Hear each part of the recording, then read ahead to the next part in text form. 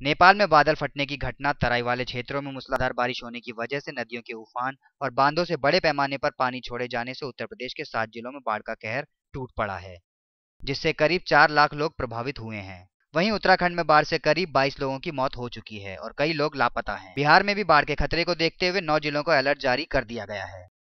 UP में बाढ़ से जुड़ी घटनाओं में मरने वालों की संख्या बढ़कर 10 से ज्यादा हो गई है और करीब 300 लोग लापता हो गए हैं।